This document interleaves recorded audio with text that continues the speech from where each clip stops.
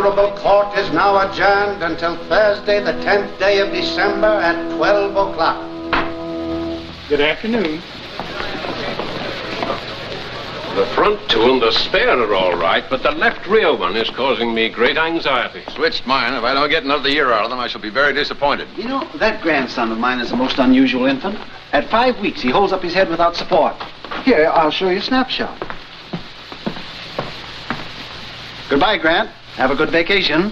Happy holiday, Josephus. Thank you, gentlemen. Thank you.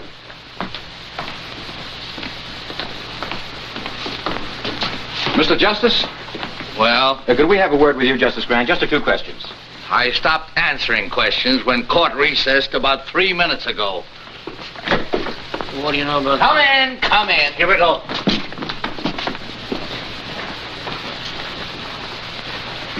Well, gentlemen, Justice Grant, we understand you declined to preside at the Danville investigation. There's some speculation as to your reasons.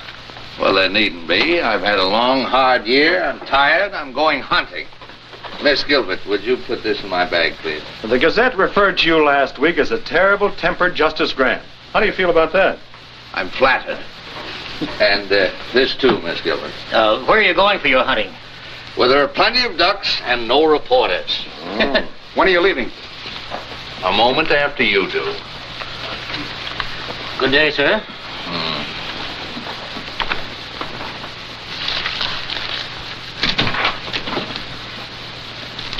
Miss Gilbert, what is this nonsense? What does this resignation mean? I think it's obvious, sir. If it were obvious, I wouldn't ask the question, would I? Justice Grant, I've been with you for 2 years, and not once during that time have you expressed satisfaction with my work. Miss Gilbert, you can learn more law here in a week than you can anywhere else in a year. That's all that should interest you. I don't feel that I have to constantly remind you that you're a brilliant young woman and that you have a fine future. Now, if there isn't anything else, can I go? Oh, you wanted to look over the Hale and Tryon opinion, sir. They won't be back from the printer till next week. Oh, yes, they'll need some revision. But I don't want to hang around here. Perhaps I can bring them up to you at Crownport, sir. That'd be fine. No. You need a vacation, too. From me. I don't mind at all. Miss Gilbert, are you heaping coals of fire on my head? I wouldn't dream of it, sir. Oh, I'll wire you before I come. Thank you. And Miss Gilbert, Yes, sir. no one must know where I'm going. No one. I want to get away from courtrooms, investigations, lawyers, black robes, everything. Everything but ducks. Hundreds and hundreds of beautiful ducks. Beak, beak, beak, beak, beak, beak, beak, beak, beak, beak, beak. Beak, beak, beak, beak, beak, beak, beak, beak, beak, beak, beak, beak, beak. Hey, you! Wait a minute. I'm Orrin Todd, game inspector. Let's see your license. Yeah, just like I thought. Stranger in town, ain't you? This license ain't legal. Well, I just bought it yesterday at the state capitol. Yeah, I know, mister, but this is Crownport, and you gotta have a Crownport stamp on there. Well, I didn't know that. I'll get one tomorrow. Yeah, but it ain't gonna do you any good today. You know, I could haul you into court and let the judge slap a fine on you. But to save wear and tear on my tires, suppose I sell you one right here. It only cost you $5.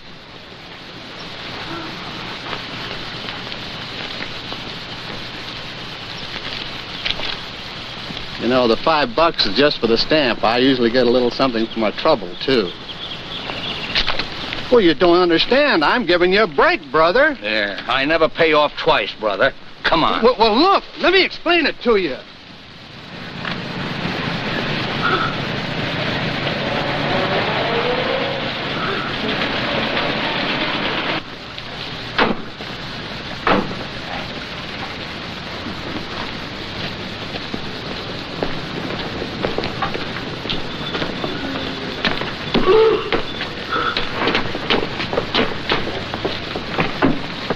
Your Honor, it's not as though my client were trying to evade his financial obligations.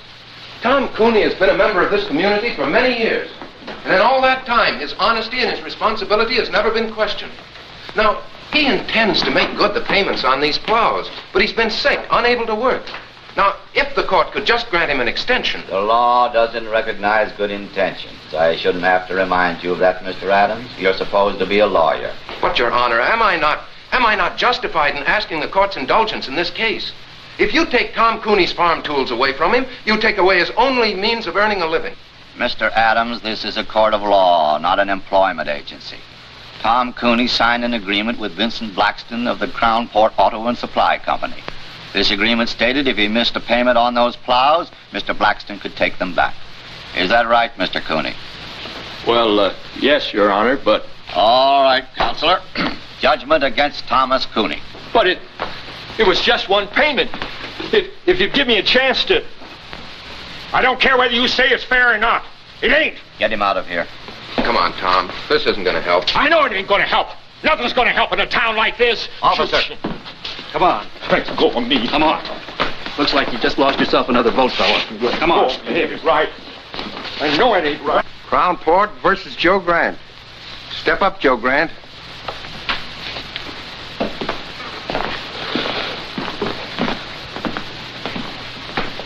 Name? Joe Grant. Shooting ducks without a Crown Port permit. I didn't get a chance to shoot. You were going to. Of course I was, you fool. That's why I bought a state license. We also require a Crown Port license, Mr. Grant. And ignorance of the law is no excuse. $100 or 30 days.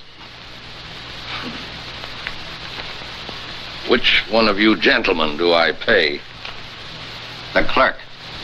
Should have bought it from me in the first place. Save yourself a lot of dough. I assume that this $100 will permit me to resume my hunting without further interference. Your assumption is wrong. You still need a Crown Port stamp.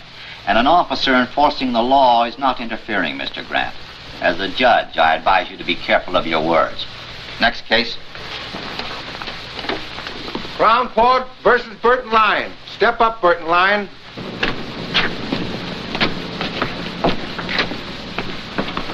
Hi, Tom.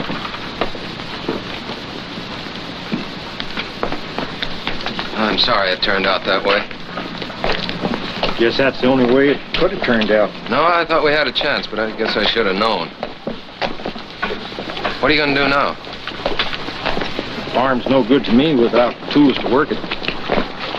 Guess I'll lose it. Bank will start yelling for its money pretty soon. You know, Bill, sometimes it's just more than a man can stand. I got to think of something to do. If I could only... Yeah, I know, Tom, I know.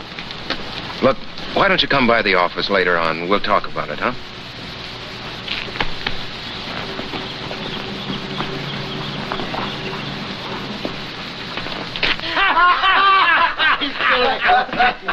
Hello, boys.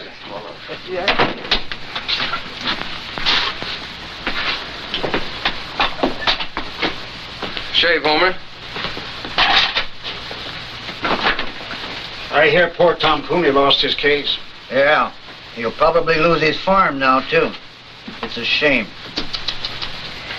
You know, Homer, that's what I like about the fellas around your shop. They enjoy the good things of life. Like a guy who can't meet his mortgage or a poor farmer getting ripped out of his plows. Maybe if Cooney had a real sharp lawyer. Maybe if we had a bank that'd extend an honest man credit or a judge that'd give him a break. Talk like that isn't going to get you any votes, Adams. If I could afford a 50-cent cigar, I could get yours.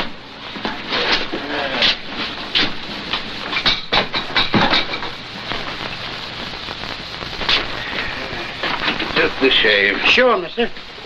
Stranger in town? Yeah. Aiming to stay long? Long enough to get a shave. Great little town, isn't it, old-timer? Yeah, Judge Harkley really gave you a welcome, didn't he? And our constable, Orrin Todds, that's Homer's cousin. He's all law and order. Regular Minuteman, isn't he, Homer?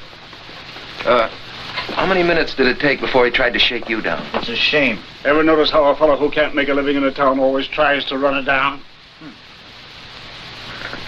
You know Mr. Grant, isn't it? Yeah. Mr. Grant, It might be fun to bust up one of the constable's little rackets. How about being a guinea pig? Let me turn this into a test case. Mister, there ain't a case this ambulance chaser wouldn't take. There was $2 to vote in it for him. How's it, boys? How's it doing, Mr. Mayor? Much of a wait, Homer? Wait in a minute, Mr. Mayor. Hello there, my worthy opponent. I'm sorry about Tom Cooney. I hope he doesn't go to pieces over this. Well, he's really got something to go to pieces over it. You know, it's a funny thing about some fellas. No matter where you put them, everything goes wrong for them. Hiya, Tom. You looking for me? I'll be with you in a minute. Yeah. Look, Tom, Mr. Mayor, if there's anything I can do for you, if you're in need of a little ready cash or something... I don't want charity. I just can't change the law, Tom. You're the mayor. But I'm not a nursemaid to every man in town who can't take care of himself. All right, Coney, that's enough. Now beat it. Keep your hands off. Let him alone, Blackston. Oh. Bill, don't. This is all my fault.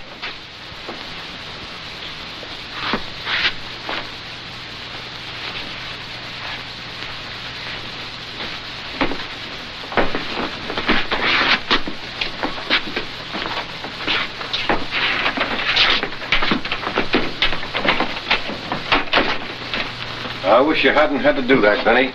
He's had it coming to him for a long time. That boy is turning into an awful radical. You could tell that by the speech he made accepting the nomination. Well, that kind of talk is never going to make a mayor a crown port. That's too bad. Nothing I'd like better than to see some bright young fella come along who could take my place. But Bill Adams... Take a man to fill your shoes, Mr. Mayor.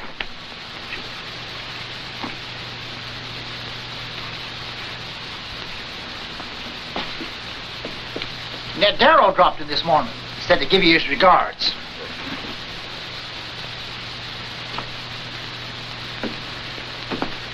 What's my bill? Just a shave? Yes. 50 cents. Hey, mister, I said 50 cents, not a quarter. Guess you made a mistake, friend. No, you made the mistake, friend. You picked the wrong customer that time, Homer. First fella in 10 years ever flipped a bash on me.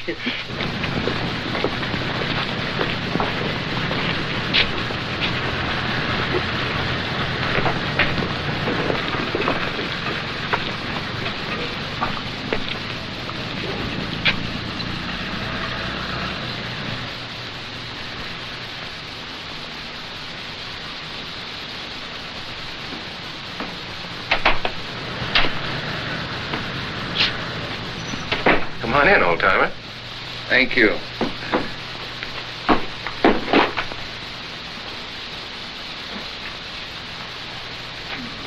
Well, you interested in boats? Yeah. That's a rather interesting model. She's the Columbia, a square-rig four-master. Nice work. Oh, and here's a nice one. This is a barkentine. Form a square rig, the other mast fore and aft rig. Rather unusual. For sale? Oh, no. No, they're not that good. It's only a hobby, just for fun. I see you're running for mayor. Yeah. Sort of a hobby, too, just for fun? No, not quite. Mayor Coniston, you saw him in the barber shop. Well, he and his boys have been running this town for a long time.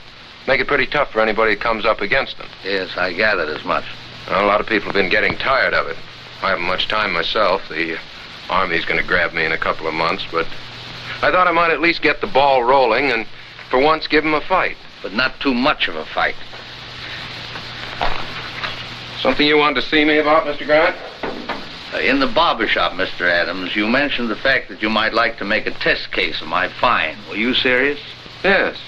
Yes, I think you've got a case. You do? How would you go about it? Well, we'd, Of course, the law requires a stamp. I didn't have one. No, but I think I could work out an appeal. An appeal? On what grounds? Was the fine illegal? Oh, no, they had a right to fine you. The fact that I was unfamiliar with the law? Oh, no, that's no excuse, obviously. Obviously. Then what would you base your appeal on, Mr. Adams? The fact that it's Tuesday and the sun is shining? Look, I haven't had much time to give it thought, but I can figure out an angle. There must be one lying around somewhere. Oh, yes, I'm sure there is. In the meanwhile, you can always make a living as a carpenter. Hiya, Bill. Oh, you busy? No, Charlie, come on in. Mr. Grant, Charlie Craig, my campaign manager. How do you do, sir? Hi. Any new votes, Charlie? About enough to fill a dog's ear. Say, I just heard about Tom Cooney. Yeah, he's taking it pretty hard. I signed the same kind of note he did, so it don't look so good for that tractor of mine either. You couldn't get me a couple of weeks postponement, could you? I'll try, Charlie, but there's no use appealing to Blackston, not with the way he's got his business set up. His hopping on my tail wouldn't burn me if I hadn't had so much trouble with that tractor. Every time I needed a spare part, I had to send for it myself. Blackston never carried them in stock. Did Blackston promise you such service? Well, no, there's nothing in the contract about providing service. Has Blackston lived up to all his legal obligations as seller of the tractor? Well, sir, you sound like a lawyer yourself, Mr. Grant. Yes, well, I was about 20 years ago. Well, maybe you could give Bill here a pointer or two. Anyway, I'm glad to have met you. Be seeing you, Mr. Mayor. I'm going out and see if I can't agitate a few votes for you. Well, Mr. Grant, since you have some knowledge of the law, you've probably decided there's nothing much I can do for you. Well, what about Craig? What are you going to do about him? What can I do for him? With Harkley on the bench, you saw what happened to Tom Cooney. You can't blame that on Judge Harkley. You went into that courtroom without a defense. That's why you got whipped. Well, then I guess I'll get whipped again. I guess you will. You're not much of a fighter, are you, Mr. Adams? Except in barbershop brawls. Oh, stop it. You can't fight brass knuckles with spitballs. The trick in this town is either to play the game their way, and I haven't the stomach for that, or to be as smart as they are. The trick, Mr. Adams, is to be smarter. Well, does that wind up your business? Or are you going to stay and give me the first 5 lessons on how to win friends and influence judges? No, Mr. Adams, I'm not. Those lessons have been written, and very well written, in books like this and all the others. And somewhere in one of them there's a lesson mentioning that in any transaction between a seller and a buyer, there are laws governing the behavior of both parties. But I doubt if you can keep afloat long enough to find it. You know, Mr. Adams, I've seen you in action now as a lawyer, as a candidate for mayor, and as a shipbuilder. And if you'll take my advice, you'll stick to shipbuilding. There's a great future in it for lawyers.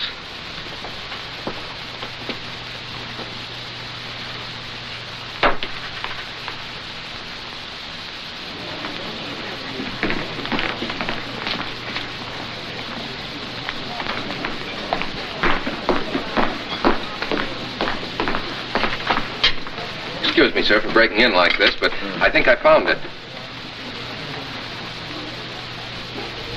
Yes, that covers it. You said you hadn't practiced law for 20 years. Imagine remembering a thing like that. Have you had dinner, Mr. Adams? No, thanks, not hungry. I think this will cover it. It should work, but I've been battered down by those guys so often, I guess I haven't too much confidence. How long have you lived in Crownport, Mr. Adams? 28 years with time out for college and law school. Never established residence in any other state? No. You're sure of that? Well, of course. Well, we went to Mexico for a few months when I was 7, but... Did you file an income tax return for 1939 and 40? Well, sure. I didn't pay anything in 1940. I didn't earn enough, but I filed a return. And your figures were honest, correct, and would bear investigation? What? Why, of course they were. No, you're getting nervous, Mr. Adams. I'm not nervous. I'm merely trying... Yes, you are. You're flustered. You're raising your voice. Well, why shouldn't I raise my voice? You've as good as accused me of falsifying my income tax. I've accused you of nothing, Mr. Adams. Now, look, I don't know what you have on there, but I want to tell you that... Take a look.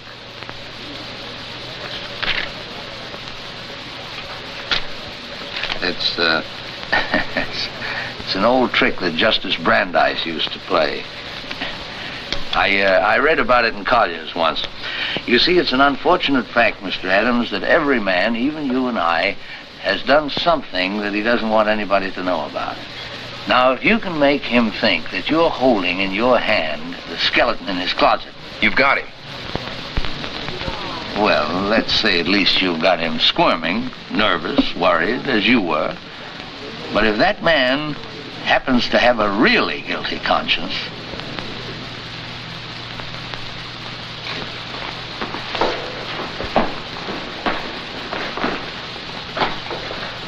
Your full name is Vincent Z. Blackston?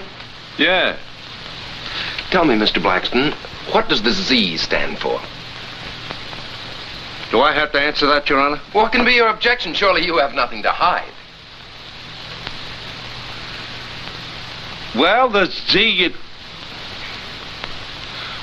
stands for Zephyr. It's a family name. Zephyr? Means a little wind, I believe.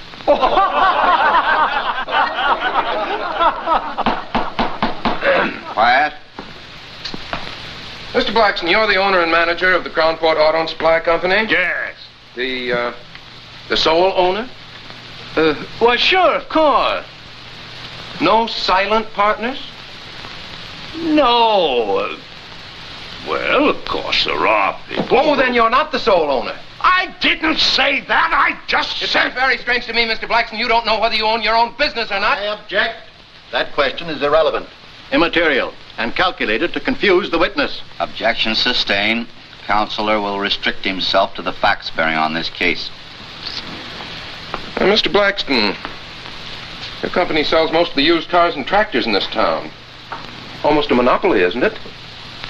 I do the most business because I sell my stock at the lowest prices. That's not monopoly. That's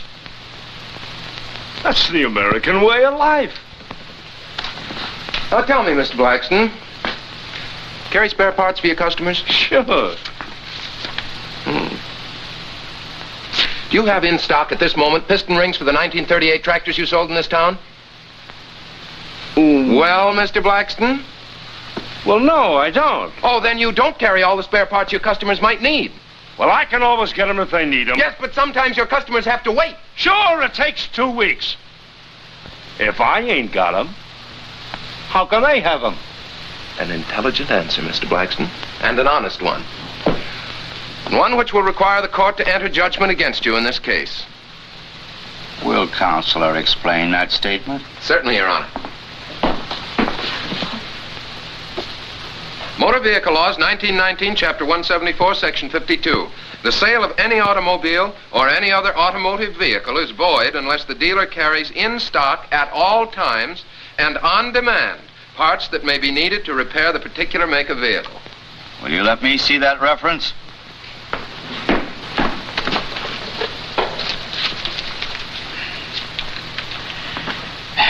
Counselor would seem to be correct.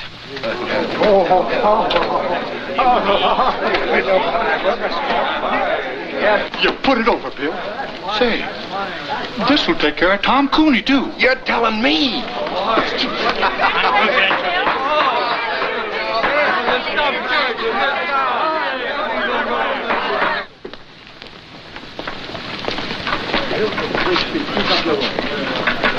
Mr. Grant.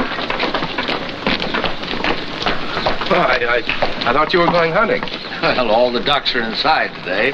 I see you winged a couple yourself. Oh, of course, nothing really big. Oh, who am I kidding? I'm so tickled I feel like a combination of Superman and a member of the Supreme Court. Really, I don't know how to thank you, Mr. Grant. Oh, no need to, my boy. First time I've enjoyed a courtroom in years. Hey, thank you, fella. You know what this stuff is? No, Mr. Grant, he wouldn't. William, this is American money. Good old folding money. You know what you can do with this stuff? You can buy things that you need. You get it? Yeah, but what I don't get is where you got it. Well, seeing Blackston get trim, warm some hearts, and unloosen a couple of purse strings. The boys have kicked in for your campaign fund. You know what we're going to do with this beautiful stuff? We're going to get some posters printed. Great big ones. The kind that look you right straight in the eye and follow you around.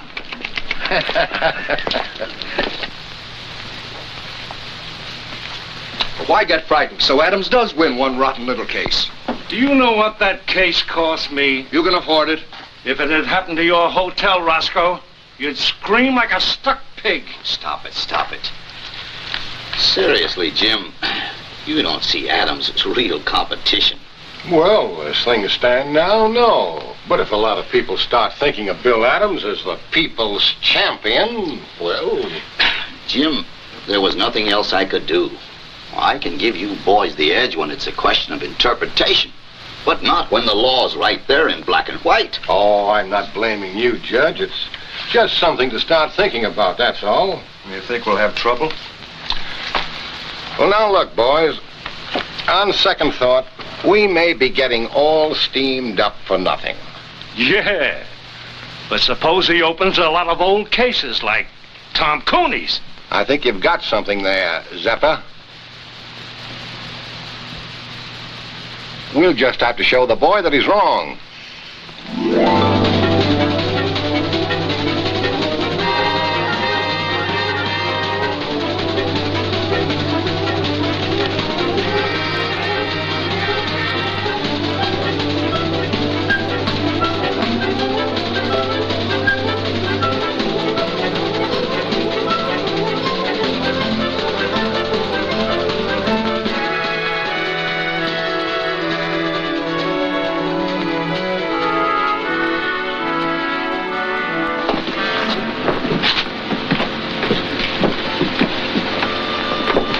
Miss Gilbert? No. Miss Gilbert? Yes? Oh, that's better. That's much better. I'm Bill Adams. Mr. Grant asked me to meet you. Yes, I know. Here, let me take that. The car's over here.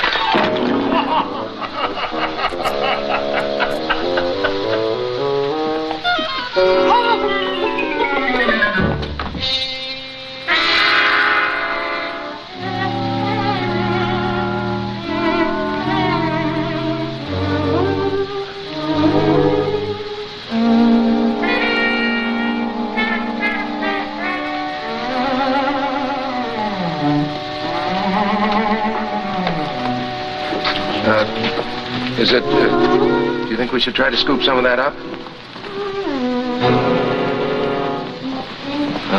No, I guess not, huh? Well, everything seems to be under control, but... Would it be all right with you if we went to your car now? The car? Oh, no. No, yes. Right here.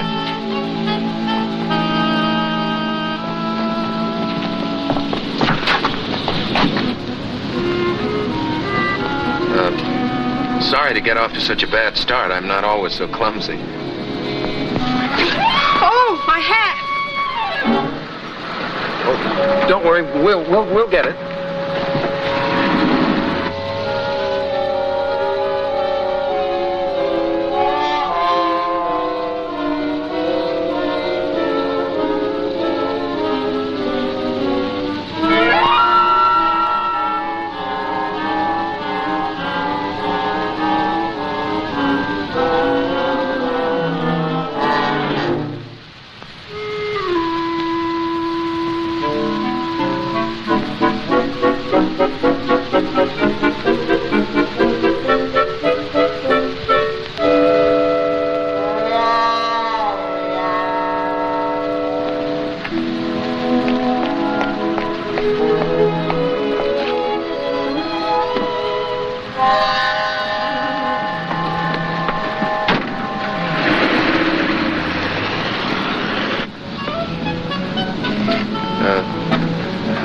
Have you worked for Mr. Grant? 2 years. Quite a character, isn't he? Quite. You know, I was very surprised when he told me his secretary was coming down. I had an idea the old boy was retired. The old boy is far from retired. Where is he now, Mr. Adams? Well, he went over to Wellbridge this morning to do some hunting. He ought to be back soon. I was going to drive you around the town, but I guess you'll want to get cleaned up now. Yes, I think I will. Well, I'll take you straight to the hotel.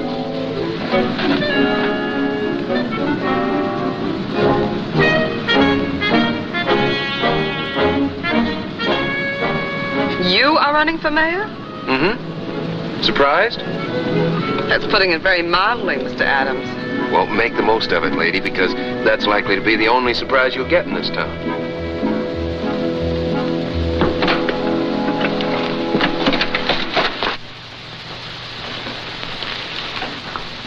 Who's the girl with Adams? Don't know. What difference does it make? I'd like a room, please, by the day. No.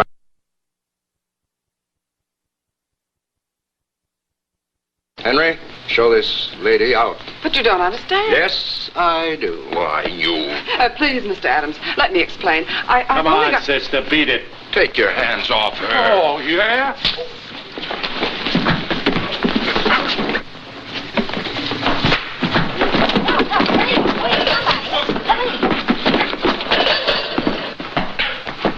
Nice work, pal.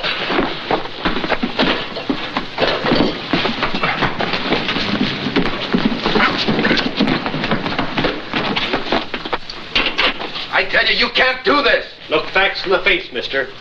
Oh, but officer. Hey, officer! Hey, Sergeant! Sergeant, I want to use that phone. Will you please keep quiet, Your Honor? Just trying to get us out of here, you know. Why didn't you think of that before you got us in? Look, I'm very sorry this happened, but it isn't my fault. I suppose I started the fight. You sure did all right once it got going. Ho, ho, ho, what a gal. And what a wallop.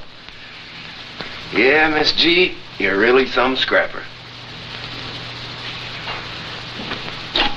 Say, Roscoe Swade asked me to call you, Judge. We've got Bill Adams in here with a dame, assault and battery. How long do you want us to hold him here? Oh, just let them stew for a while, Sergeant. Adams will probably want to get in touch with me. And, oh, he does, huh? Well, I'm out of town. You can't reach me anywhere. That's right.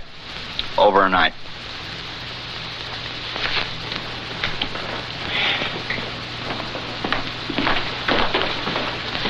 Will you have the chef prepare a couple of these for tomorrow night's dinner? And I'll have my key, please. Yes, sir. What room did you put Miss Gilbert in? Gilbert? Gilbert. There's no Miss Gilbert registered. Well, that's strange. Anything wrong, Mr. Grant? Why, yes, I was expecting my secretary today. Mr. Adams was to have met her.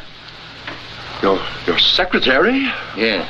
Miss Gilbert, Miss Lucy Gilbert. Have you heard from her? No, not exactly. Well, that is, she was here, but... Where is she? Well, Mr. Grant, you see, we had a little trouble. And where is she? She's with Adams in the county jail.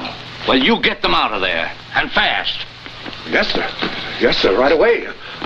Bertie, get me Judge Hartley, quick. Yes, sir.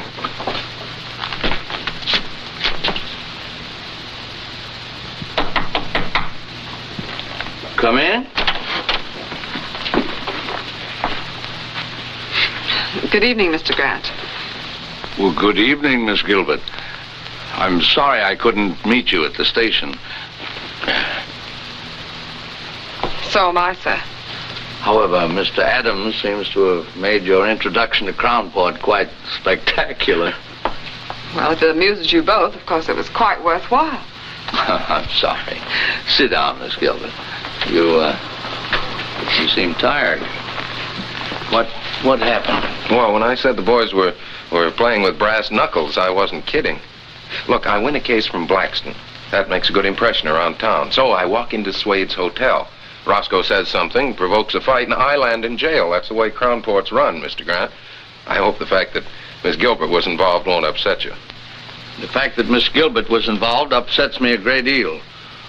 It strikes me that Swade, Connison and Company are just been a little too high-handed. Well, you can't fight the city hall, sir. As candidate for mayor, that's what you're doing, isn't it?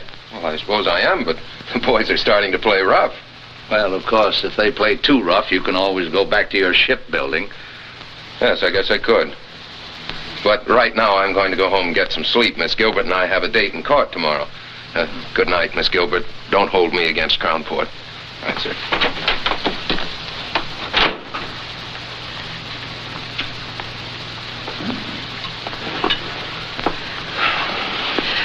Your notes, perhaps you'd like to go over them. I gather somehow that you're not very much drawn to Mr. Adams. My personal reactions to him aren't important, sir. Well, I wouldn't be too hasty. He attracts too much trouble. He certainly does. His whole approach is wrong. He shuts his eyes and wades in and slugs. But he has good stuff. Do you think it wise to get involved with his problems? After all, you are on your vacation. Oh, I'm not involved. I'm just trying to give the boy a push. Come in. May I turn your bed down, sir? Oh, yes, certainly. Good night, Mr. Grant. Good night. Oh? Oh, I'm all right. Good night, Miss Gilbert.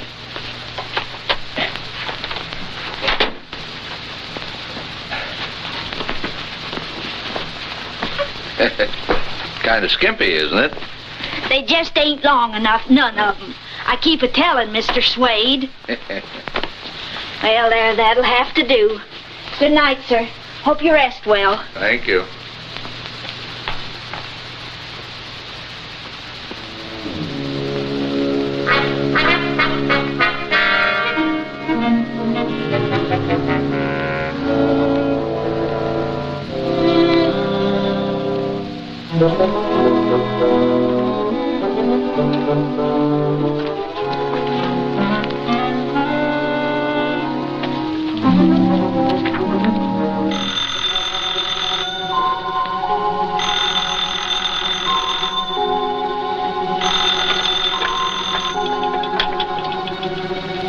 Wrong number. Mr. Adams, wake up. This is Mr. Grant. What? Wait a minute. Yeah? You want me to what? I said get into your clothes, get 2 yardsticks. Yardsticks. Come right over here and register for the night at the hotel. I'll tell you all about it when you get here, but get here. Right.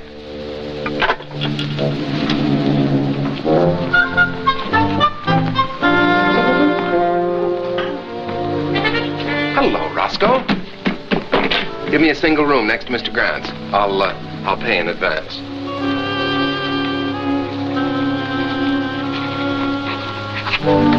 $413. What's the matter, Roscoe?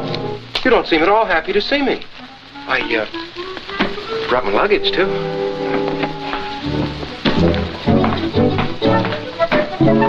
Why should he sleep here with yardsticks? He's got a place of his own.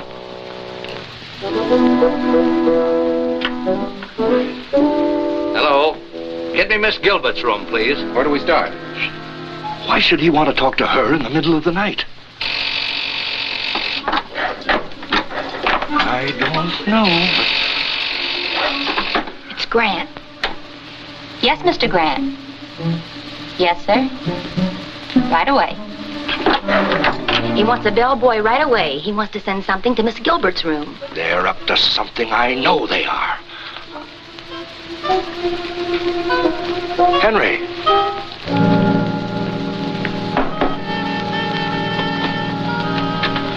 Take this yardstick to Miss Gilbert. Yes, sir. Mr. Swade said with his compliments.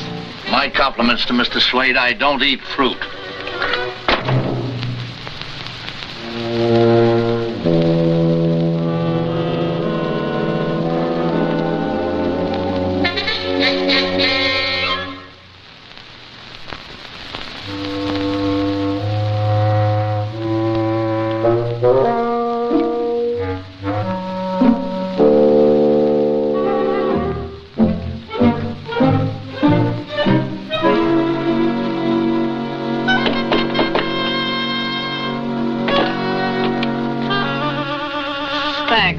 Oh, wait a minute, miss.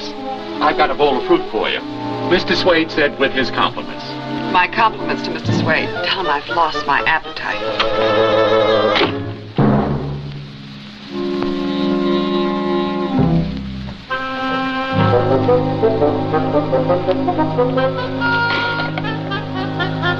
I couldn't see nothing. They blacked out the rooms.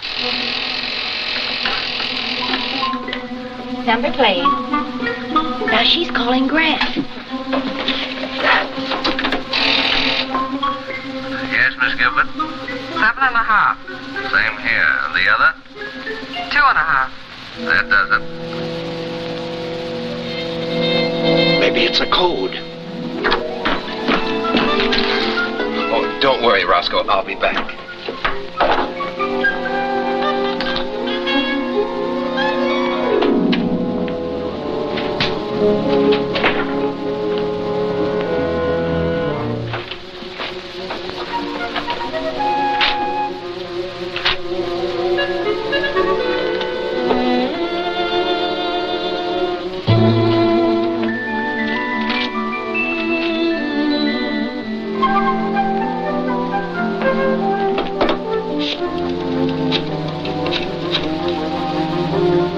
Swade's hotel? Give me Mr. Grant's room. Mr. Grant, you were absolutely right. It's 9 and 2. Yeah, I'll be back in a minute. Oh, I think Mr. Swade's going to be a little sorry tomorrow that he's bringing those charges against us.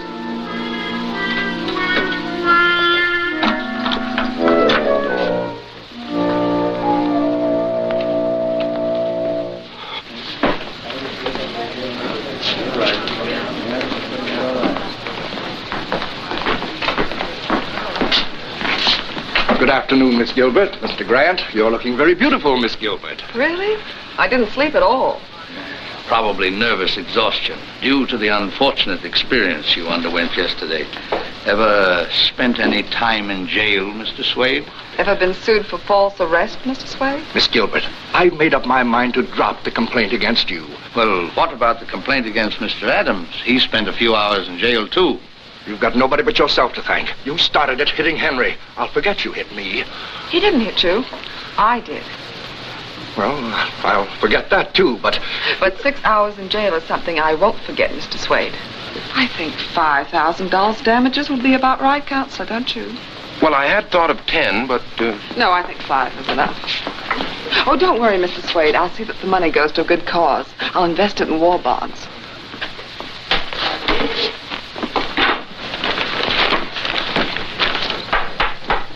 Court is now in session. Judge Hartley presiding.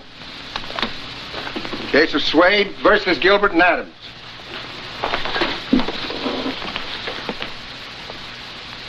Judge, I move you throw my complaint out. The complaint against Miss Gilbert? Yes. Adams, too. We settled it by ourselves. Both of them, huh? Yeah. Well. Case of Swade versus Gilbert and Adams, dismissed. You can thank Miss Gilbert for getting you off so easy. Thank you, Lucy. Oh, Roscoe. Just a minute, Roscoe. We're not quite through yet. Joe, serve the papers on Mr. Swade. Roscoe Swade?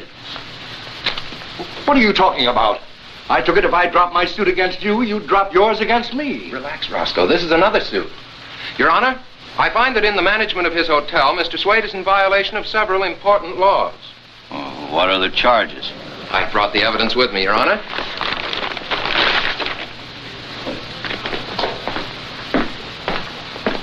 The hotel laws of this state, 1909, Section 52.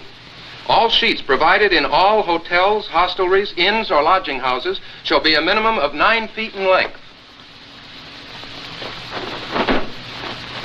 7.5 feet, Your Honor.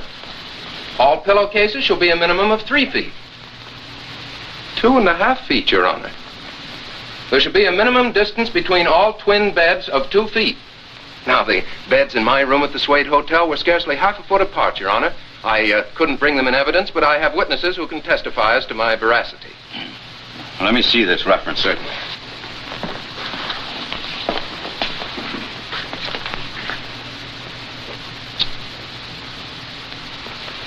You'll be sorry for this. You wait and see. Will the court warn the defendant that threats and intimidation are punishable by law? Be quiet, Mr. Swade. And don't you tell me how to run my court. The law provides a fine of $50. For each offense. Are you prepared to face these charges at the present time? Yes. Do you plead guilty? Yes. And pay the clerk. Nice work, Counselor. Congratulations. Thank you.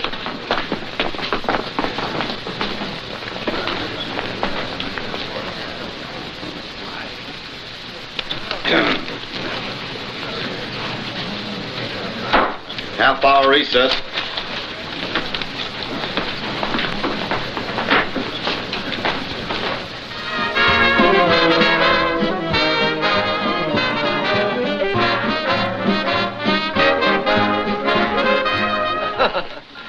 Well, this couldn't by any chance be a little gift from Mr. Swade. I thought we might end our celebration in style. What vintage is that, miss? California, 1938. Here, I'll do it, miss. tell I'm an amateur, the bottle resents me. Well, it popped anyway. You. To the next mayor of Crownport. Yes, who's learned to use his head and his law books. Well, to my routing section. I think you're on the right track, Counselor. You keep the Connisons busy on the little things, and they won't have time for the bigger ones. Neither will I.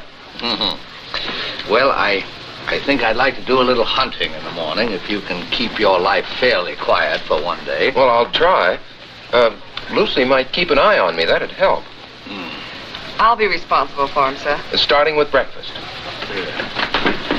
Well, I think Lucy would probably like some more coffee. Yes, I would. It'll just keep you awake. Well, good night. Good night. Good night, sir.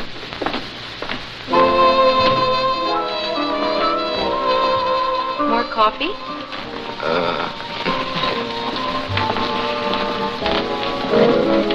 I suppose you're a wonderful dancer. Fair. I'm awful. Good. That will make me feel superior. May I have this dance, Mr. Adams? Charmed. Hey, I'm not so bad, am I? You're fine. I guess the trouble was I just never liked to dance before. Neither did I. You know, Lucy, Crownport's not such a bad little town. It's got a lot of nice people in it. You've just seen the worst side of it. Like you? No, but what I mean, Lucy, is, well, can you see yourself living in a town like Crownport? No, pretty dull, I guess, huh? Very. Practically nothing's happened to me since I met you. Yeah. No, but seriously, sometimes I have whole days of peace and quiet. Now, we've been together for several hours, and nothing very spectacular has happened. Not near enough has happened.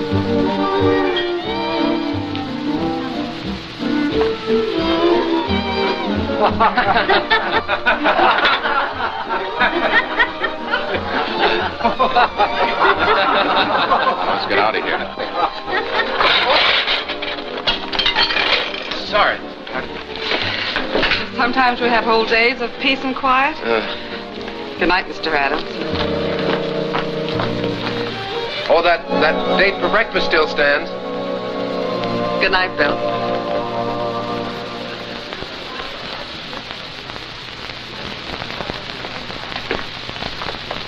Good morning, Herman. Well, goodbye, Mr. Adams. Oh, no. Oh, no. Mr. Grant said you were to look after me today. And what he says goes. He's your boss, you know. But I've had breakfast with you. Oh, yes, but I need much more looking after than that. Much more. What the? Wait, Bill. Hey! I've been trying to find you. Look. Hey, what's going on here? What do you think you're doing? You're being evicted. Here's your notice. Come on, boys. Don't take all day. Okay, Bo. Because of the lumber I keep around, the place has attracted termites. How do you like that? It's fantastic. Look, can't you just wait until I call Ridges and get this thing fixed up? Sure. You can call him at Swade's office, but it won't do you no good, pal. He signed the notice himself.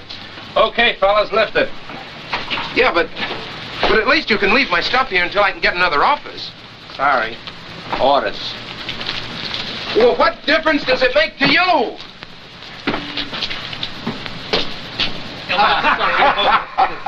Oh, boy. Where's your telephone? Right over there. Thanks.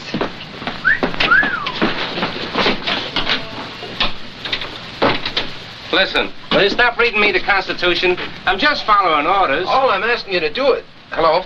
Hello, is this the Andrews building? Give me the superintendent, please. Miss Gilbert! Miss Gilbert! I've been looking for you, Mr. Grant. They're evicting Bill. Evicting Bill? Why, what happened? Oh, something about termites. Well, yeah, just drop my things at the hotel, will you? Now, tell me.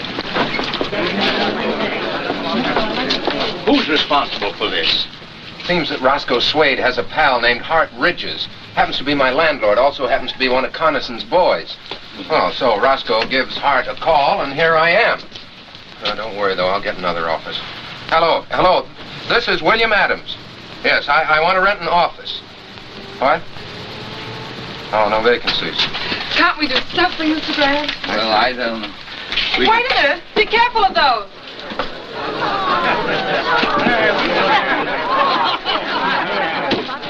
No vacancies at all, huh? I see. Not an office in town, not even a loft. Oh, those boys think of everything. Coniston? Are you sure? Who else? It's too clever for anybody else. Let me through here with you. Who's Bill Adams? Do you mean Mayor Adams? I'm Bill Adams. What do you want? Electric company. Got orders to discontinue service. Efficient, aren't they? You'll find the box in the back. Okay, thanks. What's the matter, Mr. Mayor? Can't you pay your bills? You shut your mouth. I'll shut it for you. Oh, no, Tom, no. That's what they want us to do, so let's not do it. Why not use my sitting room as temporary headquarters? Oh, well, that's awfully nice of you, Mr. Grant, but I couldn't. Why not, Bill? You're not going to let them put you out of business, are you?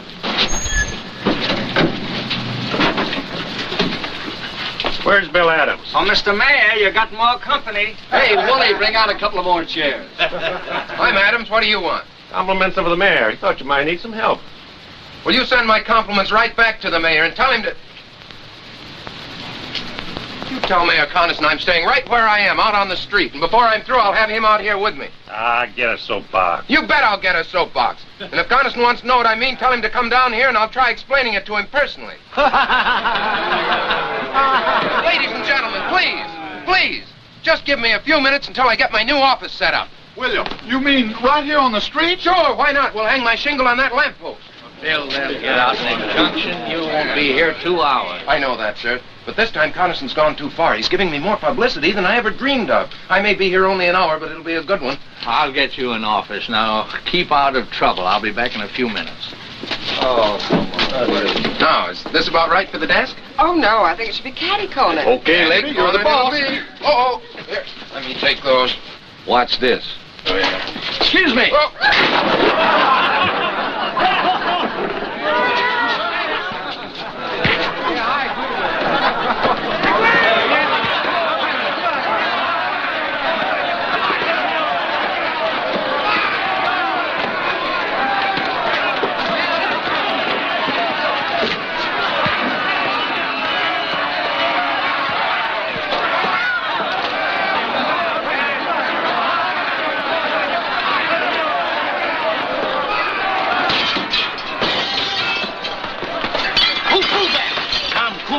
I'll get him for a win.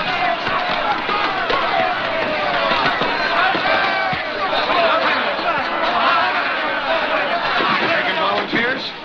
Thanks, friend.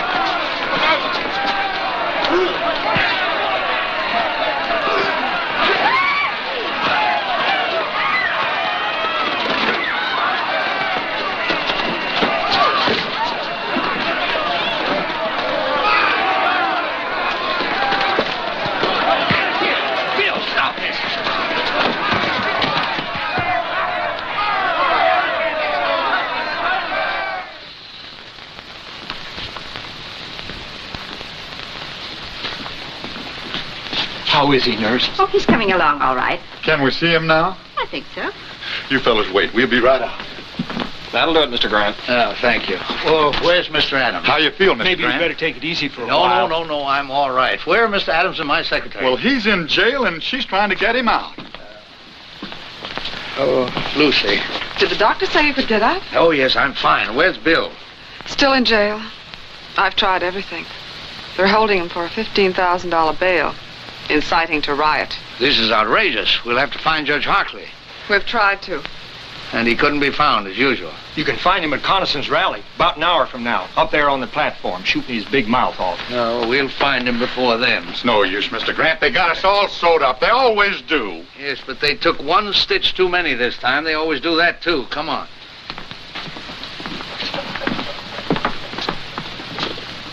Do you think you should? I've got to get the boy out of jail. I'm glad you feel that way, sir. Yes, well, let's not keep Judge Hartley waiting, huh?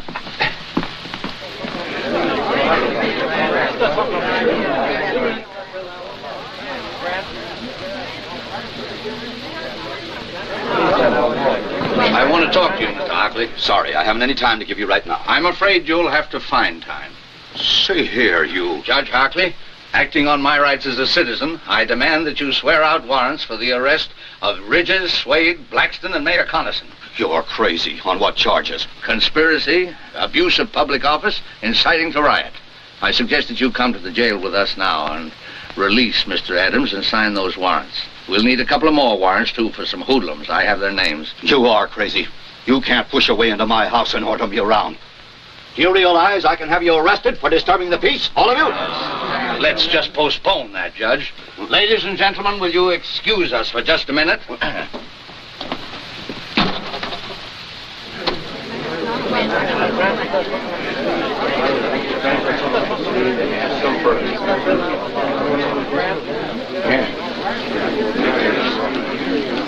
Ladies and gentlemen, I have persuaded Judge Hartley to change his mind. He has kindly consented to release your candidate in time for the rally tonight. Are you going to tell Bill how you got him out? No, that's not necessary. What's the deal, Mr. Grant? You know something about him? No, on the contrary, he knows something about me.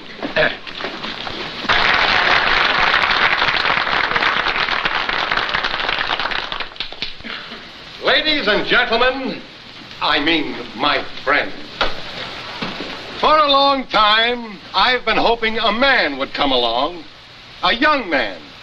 Because like I always say, the future of our great country belongs to the young folks who could take over and give us old folks a chance to sit back and take things easy. Well, this year I said to myself, Jim, maybe this Bill Adams is the fella. But he dashed my hopes and prayers to the ground. I saw that he's not the man we've been waiting for. That he's nothing but an agitator, a troublemaker, stirring up neighbors against each other. He said he'd be here tonight. I wish he was. I hoped that when I got up to talk, he'd be here on the platform with me to debate with me the issues so close to our hearts.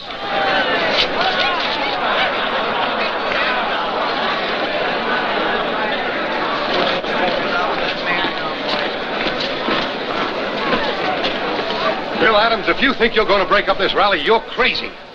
Did you let him out? Mr. Mayor, well, Chief Perkins here, he's got a warrant for your arrest. And for the arrest of Blackston, Ridges, and Swade. Take your hands off me. Jim, I couldn't help it. Honestly, you just better come along. Attention, please. Quiet, quiet, everybody. My friend, I never thought he'd dare do this.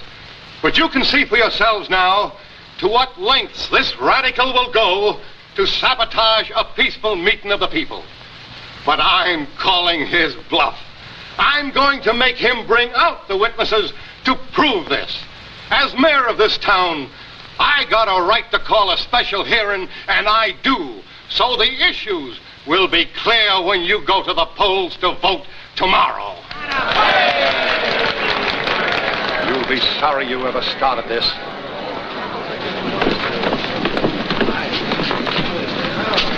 Better remain with us, Mr. Hartley. We wouldn't want you to prejudice the mayor's testimony. Any place there, folks. I find a seat and sit down. That Adams squirt's just bluffing. He ain't got a thing on the mayor. No? Find a seat and sit down.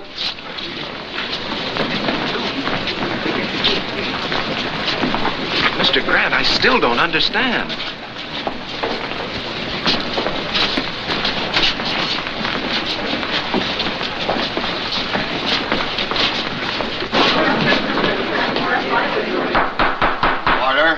Order. This hearing will come to order.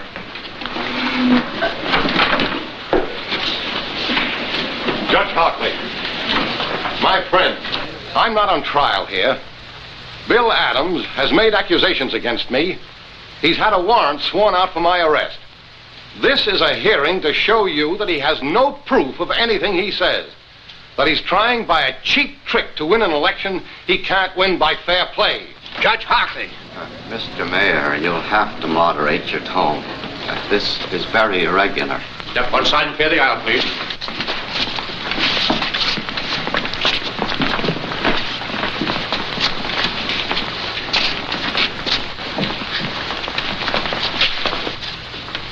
Mr. Coniston, it's true that you are not formally on trial here. You asked for this hearing. You demanded by what right we had you arrested. We're here to tell you and to accuse you of conspiring against men who honestly oppose you, of inciting a riot with reckless disregard for human safety, of abusing the office to which you have been elected by the people of this town. And these accusations we are prepared to prove. I hate to see the old boy get himself involved like this. Don't worry about the old boy now, darling. Mr. Mayor, Mr. Grant has obtained confessions from these men. They have told Mr. Grant that acting on your orders, they started the riot this morning in order to make possible Mr. Adams' arrest. They have sworn to these facts. Because of this, Mr. Grant was able to demand a warrant for your arrest. Mr. Grant swore out a warrant for my arrest. A man who doesn't even live in our town. A meddling old fool who does nothing but shoot ducks and start trouble. Jim, don't say that. I'll say anything I please. I demand to know who this man is. Who is this Joe Grant? Jim, do yourself a favor. Don't ask. That's all right, Judge Hockley. Mr. Coniston, it's not Joe Grant. It's John Josephus Grant. Where you from, Grant? Washington, D.C. Jim, please, no more questions. Mr. Grant. Shut up. I'll ask all the questions I please. By what right? And what do you do, Mr. Grant? Mr. Coniston, I am a judge, an associate justice of the Supreme Court of the United States.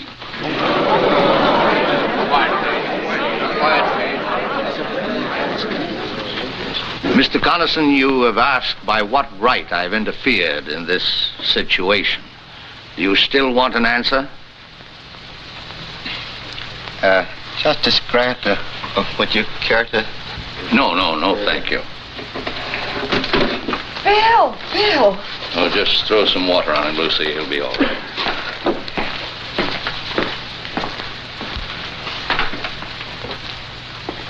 Your Honor, Mayor Coniston, it's only right that you should know why I, a stranger, have become involved in your affairs. Believe me, it's not because I am a justice of the Supreme Court. It's because, like all of you here, I am a citizen of this country. That is no little honor. Men have fought revolutions, have died to be called citizen. And as citizens, we carry a burning responsibility. It means that when we elect men to public office, we cannot do it as lightly as we flip a coin. It means that after we've elected them, we can't sit back and say, our job is done. What they do now doesn't concern us. That philosophy of indifference is what the enemies of decent government want. If we allow them to have their way to grow strong and vicious, then the heroic struggle which welded thousands of lovely towns like this into a great nation means nothing. Then we're not citizens, we're traitors. The great liberties by which we live have been bought with blood. The kind of government we get is the kind of government we want. Government of the people, by the people, and for the people can mean any kind of government. It's our duty to make it mean only one kind. Uncorrupted, free, united. I believe, Mayor Coniston, that I've answered your question.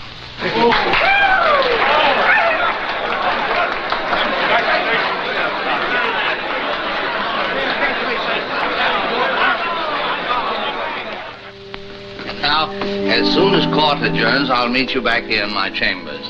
What's the matter, Mr. Justice? You seem nervous. Oh, no, not at all. How about you, Mayor Adams? Have you the ring? Do you know your lines, sir? Well, I ought to. I stayed up half the night learning them.